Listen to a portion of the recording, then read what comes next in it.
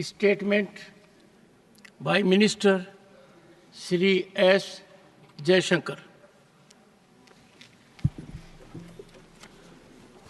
Mr. Chairman, sir, I rise to apprise this august House of certain recent developments pertaining to Bangladesh. As honourable members are aware, India-Bangladesh relations have been exceptionally close for many decades over many governments. Concern about recent violence and instability there is shared across the political spectrum.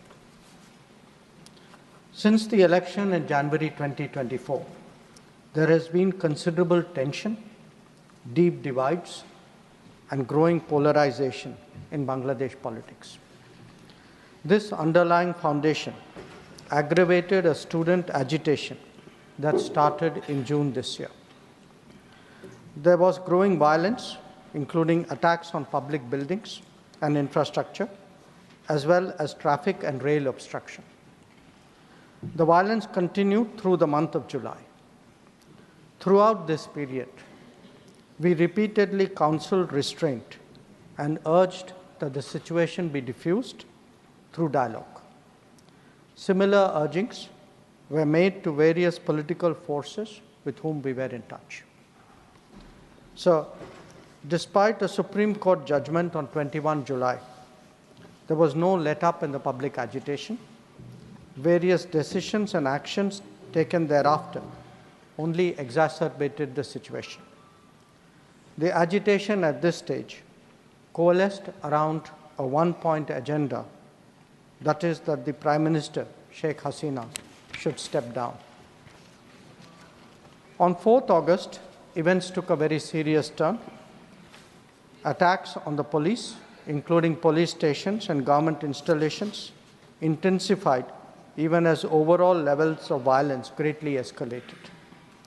Properties of individuals associated with the regime were torched across the country. What was particularly worrying was that minorities, their businesses and temples also came under attack at multiple locations. The full extent of this is still not clear. Sir, on 5th August, demonstrators converged in Dhaka despite the curfew.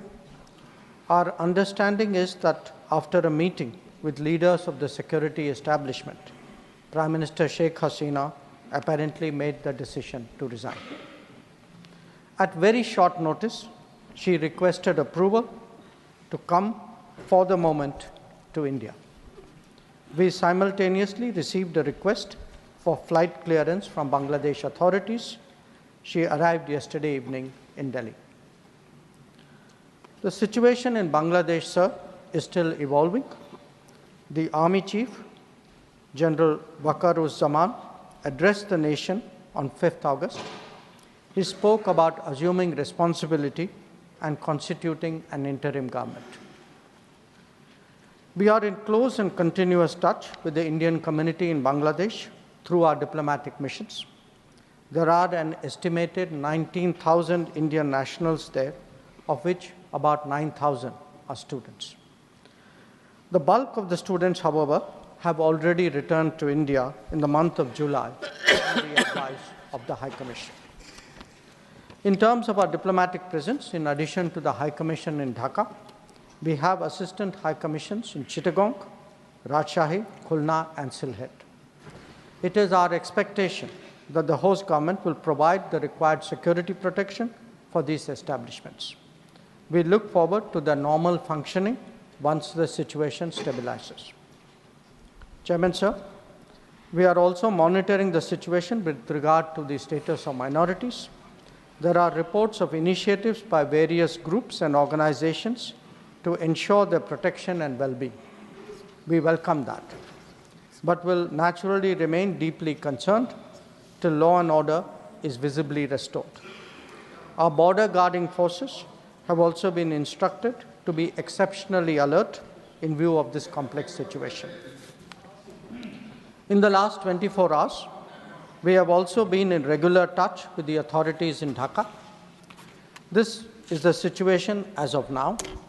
I seek the understanding and support of the House in regard to sensitive issues regarding an important neighbor on which there has always been strong national consensus. Thank you. Debate resumes. Shri Deepak Prakash. Shri Deepak Prakash. No. Shri Deepak, please. Nothing positive. Everyone has positive. Please don't create positive. Please. Shri Deepak Prakash.